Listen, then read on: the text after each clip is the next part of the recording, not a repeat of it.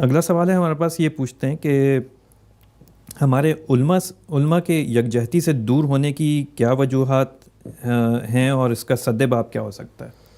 نہیں، علماء کو کیوں ایک جگہ ہونا چاہیے؟ علماء کا کام یہ ہے کہ وہ تحقیق کریں اور اپنی بات کہیں. وہ بات ہو سکتا ہے کہ میری رائے سے مختلف ہو، آپ کی رائے سے مختلف ہو. ان میں یکجہتی پیدا ہی کیوں کی جائے؟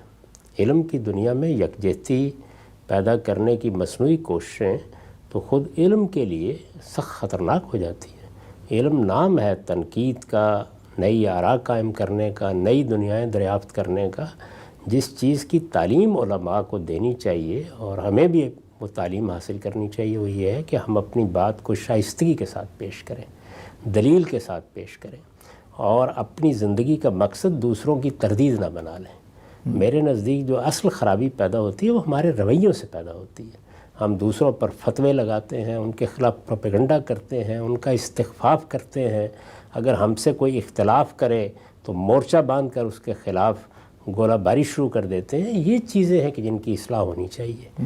باقی رہ گئی یہ بات کہ علمی اختلاف ہے، میرا ایک نقطہ نظر ہے، میں نے اس کو دلائل کے ساتھ پیش کر دیا. مجھے تو یہ بھی بالکل ایک نامعقول سی بات لگتی ہے کہ آپ فلاں کی تردید کرنی ہے اور فلاں کی غلطی واضح کرنی ہے. اس کی کیا ضرورت ہے؟ لوگ خود فیصلہ کر لیں گے. اپنی بات کہیے، دلائل کے ساتھ کہیے، استدلال سے اپنی بات واضح کر دیجیے. آپ کو معلوم ہوتا ہے کہ لوگ کوئی بڑی غلطی کر رہے ہیں تو وہ کسی مسئلے میں ہوگی نا. تو بجائے اس کے کہ آپ فرد کو موضوع بنائیں، آپ اس مسئلے کی توضیح کر دیں، اس پر دلائل واضح کر دیں. تو اس سے خود بخود لوگوں پر واضح ہو جائے گا کیا صحیح ہے کیا غلط ہے. ہمارے رویوں میں خرابی ہے. یکجہتی کی ضرورت ہوتی ہے اصل میں اخلاقی معاملات میں، یکجہتی کی ضرورت ہوتی ہے سیاسی فیصلوں میں. علم کے معاملے میں یکجہتی، اتحاد، وحدت یہ کیا چیز ہے؟ علم کے معاملے میں اصل چیز یہ ہے کہ آپ سچائی کی دریافت کریں، آپ اس کے لیے جدوجہد کریں، اور دنیا میں کوئی ایک شخص بھی آپ کی بات سننے کے لیے تیار نہ ہو تب بھی جو چیز آپ کے نزدیک صحیح ہے وہ بیان کر دیں. اس کو البتہ بیان شائستگی کے ساتھ کریں. دوسروں کو طعن و تشنیع کا نشانہ نہ بنائیں، ان پر فتوے نہ لگائیں، ان کا استخفاف نہ کریں، ان کا علم ناپنے کے لیے نہ بیٹھ جائیں. دلیل سے ان کی بات سنیں اور اپنی بات دلیل کے ساتھ بیان کر دیں. اگر تنقید بھی کسی وقت کرنی پڑے تو شائستہ طریقے اختیار کریں. یہ چیزیں ہیں کہ جو لوگوں کو سمجھنی بھی ہیں اور بتانی بھی ہیں. ہمارے ہاں اس کی بالکل تربیت نہیں ہوئی. میں جب دیکھتا ہوں لوگوں کو تبصرہ کرتے ہوئے، اختلاف کرتے ہوئے، تو یہ واقعہ ہے کہ وحشت ہوتی ہے. یہ معلوم ہوتا ہے یہ کسی جانوروں کے آپ بھاڑے میں آ گئے ہیں، جس میں لوگوں کو بالکل اس کا شعور نہیں ہے کہ ان کو اختلاف کس طرح کرنا ہے، رائے کیسے دینی ہے. وہ سمجھتے ہیں کہ ان پر گویا الہام ہوا ہے یا وحی آ گئی ہے. ان کے مقابل میں جو آدمی بھی کوئی بات کر رہا ہے وہ ہر حال میں غلط ہے. اگر ان کی یہ رائے بھی ہو کہ ہر آدمی غلط ہے، تب بھی اس دنیا کے اندر اللہ کا قانون یہ ہے کہ اس نے اختلاف کو گوارا کیا ہے. اس وقت دیکھیے اللہ کا آخری پیغمبر دنیا میں آ چکا ہے، اس کو آئے ہوئے بھی 1400 سال 1500 سال ہونے والے ہیں. اتنے لمبے عرصے میں بھی اللہ تعالیٰ یہ گوارا کر رہے ہیں کہ کروڑوں نہیں اربوں کی تعداد میں لوگوں نے ان کو نہیں مانا. تو کوئی اللہ تعالیٰ نے قیامت نہیں برپا کر دی. یعنی دعوت ہی ہے، پیغام ہی ہے. تو جب اللہ تعالیٰ نے اس اصول کو اختیار کیا ہے تو ہمیں بھی یہی اختیار کرنا چاہیے. اپنی بات شائستگی سے کہیں، کبھی کسی کا استخفاف نہ کریں، کبھی کسی پر طنز و تعریض نہ کریں، بلکہ ہمیشہ یہ کوشش کریں کہ صرف غلطی علمی طریقے سے واضح کر دیں، اور اس کے لیے بھی جتنا مثبت طریقہ اختیار کر سکتے ہیں وہ اختیار کریں. یہ کہہ دینے میں کیا حرج ہے کہ مجھے فلاں صاحب سے فلاں معاملے میں اختلاف ہے، میرے اختلاف کے دلائل یہ ہیں.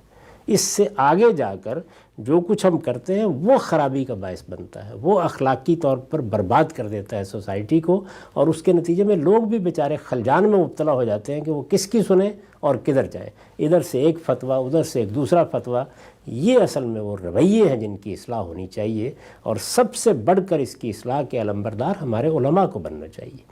اس لیے کہ وہ معاشرے کی اصلاح کرنے کے لیے اور لوگوں کو اخلاق سکھانے کے لیے اس مسند پر بیٹھے ہیں، علم کی مسند پر. اس پر بیٹھنے کے بعد کوئی آدمی یہ کیسے جسارت کر سکتا ہے کہ وہ لوگوں کے معاملے میں اس طرح کا رویہ، ان کے نام رکھنا، ان کے نام بگاڑنا، ان کے اوپر طنز کرنا، یہ ساری باتیں وہ ہیں جو آپ سورہ حجرات میں دیکھیے اللہ تعالیٰ نے کس طرح ممنوع قرار دی. یعنی ہم ان میں سے کسی چیز کا خیال نہیں رکھتے. ایسے ایسے طریقے اختیار کرتے ہیں کہ کسی نہ کسی شخص کو رسوا کرنا ہے ہمیں، یہی ہماری زندگی کا مقصد ہے، جبکہ ان تمام چیزوں سے الگ ہو کر آپ صرف موضوع پر نگاہ رکھیں۔ مسئلہ کیا ہے؟ علم کی دنیا کا ایک مسئلہ ہے، کوئی تاریخ کا ہے، کوئی قرآن کی تفسیر کا ہے، کوئی حدیث کا ہے، بس دلیل کے ساتھ ایک آدمی نے اپنی بات کہہ دی ہے، دوسرے نے سن لی ہے، آپ کو وہ قابل قبول نہیں ہے، کوئی بات نہیں، آپ کو جس کی بات زیادہ قوی لگتی ہے آپ اس پر عمل کریں، اس لیے کہ پیغمبر کوئی بھی نہیں ہے۔ اللہ تعالیٰ نے جو علم لوگوں کو دیا ہے اس میں وہ تحقیق کرتے ہیں، رائے قائم کرتے ہیں، اگر کسی نتیجے پر پہنچتے ہیں اس کو بیان کر دیتے ہیں، اس بیان سے آگے ایک قدم بھی نہیں رکھنا چاہیے۔ ٹھیک ہے سر، بہت شکریہ۔ میرے خیال سے یہ بڑی سنہری بات آپ نے کہی ہے کہ علم کے اندر یکجہتی جو ہے یہ مقصود نہیں ہے، اخلاقیات کے اندر جو آپ کے ہمارے جو اعمال ہیں، جو بیہیویئر ہے، علم کے لیے قاتل بن جائے گی، اس لیے کہ آپ مصنوعی طور پر وحدت پیدا کریں گے۔ میں تحقیق کے نتیجے میں اس جگہ پہنچ گیا ہوں کہ زمین گھومتی ہے، تو مجھے کہنا ہے کہ زمین گھومتی ہے، آپ کے نزدیک نہیں گھومتی، آپ اپنی بات بیان کر دیجئے، اس کا استدلال بیان کر دیجئے۔ تو اگر آپ علم کے معاملے میں یکجہتی پیدا کریں گے تو اس کا نتیجہ جانتے ہیں کیا نکلے گا؟ یعنی کوئی پھر کسی چیز پر نہ تحقیق کرے گا، نہ کوئی نئی دنیا سامنے آئے گی، نہ کوئی نئی رائے دینے کی جسارت کرے گا۔ جو غلاظتیں، جو حماقتیں دنیا میں ایک بار ہو جائیں گی وہ ہمیشہ کے لیے قائم رہیں گی۔ تو اس میں یکجہتی اور وحدت کی ضرورت کیوں ہے؟ اس میں شائستگی کی ضرورت ہے، اس میں تہذیب کی ضرورت ہے، اس میں بات کہنے کے آداب سیکھنے کی ضرورت ہے، اور شائستگی سے اپنا اختلاف بیان کرنے کا سلیقہ سیکھنے کی ضرورت ہے۔ بہت شکریہ سر، بہت بہت شکریہ۔